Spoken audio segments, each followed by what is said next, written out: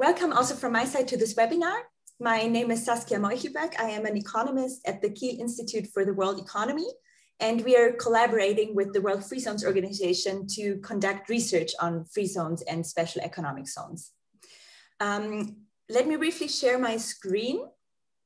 Okay, so in my presentation, I will present some evidence from the Free Zones World Economic Barometer surveys, short the FWEB, on the impact of the COVID-19 pandemic on free zones and special economic zones around the globe.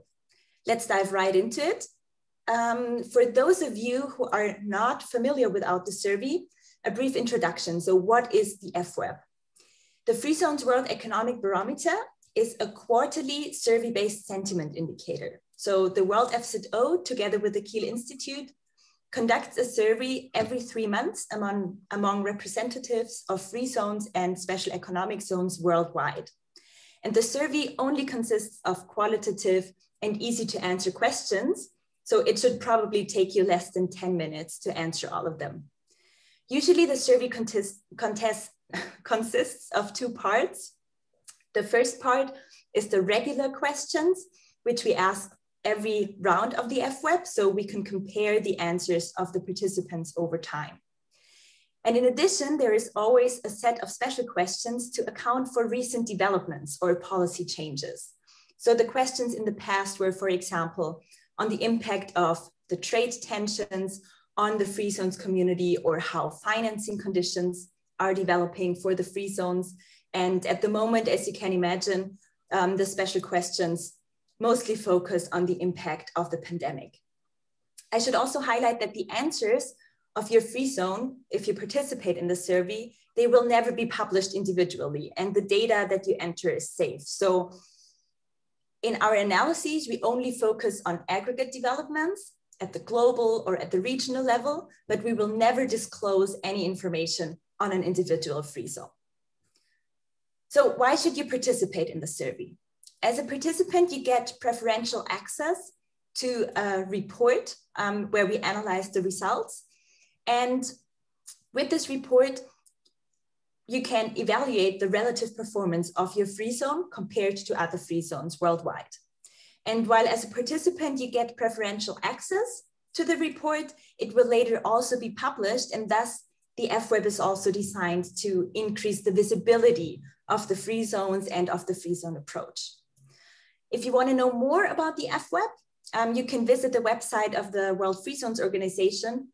There you will find more information on the methodology, but also the past reports. And if you want to participate in the survey, but you're not yet on our email list, then just please send an email to fweb.worldfzo@ifw-kiel.de. And we will include you in our email list, and you will receive future invitations and future reports. So the results of the FWEB surveys that we conducted last year, they show that the economic sentiment in free zones worldwide dropped sharply when the COVID-19 pandemic started. So the left graph shows that at the beginning of 2020, both current economic sentiment and the expectations about the future developments were positive and rising. So in the surveys, we always ask how the current situation in your free zone is, and we also ask about your expectations about the next 3 months. So the free zones started on a positive note into the year 2020. However, in the second quarter, we see a sharp drop due to the outbreak of COVID-19. And since then, actually not much has changed regarding the current economic sentiment and expectation in free zones, implying that the free zones are still struggling to recover from the shock.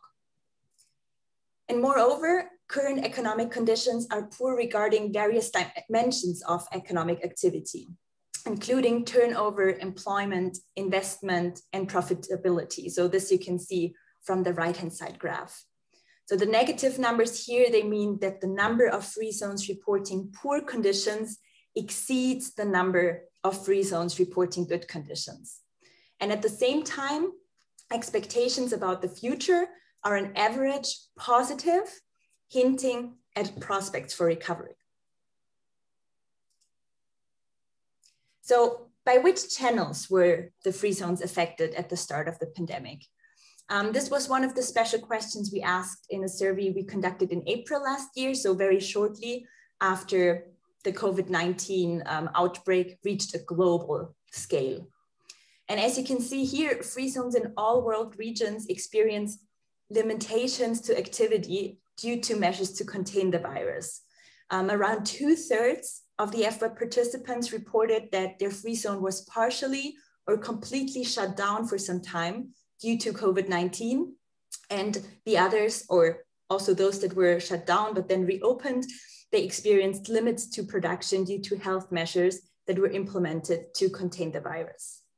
And in addition, the drop in global demand, also supply chain disruptions, and the deterioration in the financial environment, they also weighed on economic activity in the free zones. Of course, there were some differences across regions. You can see that in the graph here. But overall, these 4 channels were decisive for all free zones. And as I said before, at the end of last year, free zones were still struggling to recover. Here you can see the answers to 2 special questions we were asking in the FWEB survey that we conducted in the beginning of December last year. And we also have asked them in the first half of 2020, and I included the answers from the first half of 2020 here as well for comparison. So the first question was, is activity in your free zone currently affected by the economic impact of the coronavirus pandemic? And the answers show that the vast majority of participants, they did report that their free zone is still negatively affected. So every 5th free zone even reported substantial negative effects. On a more positive note though, and as you can see in the right-hand side graph, almost 50% of the free zones saw at the beginning of December last year, first signs of improvement, up from less than 40% in June. So this shows that some free zones have started to recover and the number is rising. Another aspect we were interested in was which measures governments and the free zones themselves took to mitigate the negative impacts of the pandemic.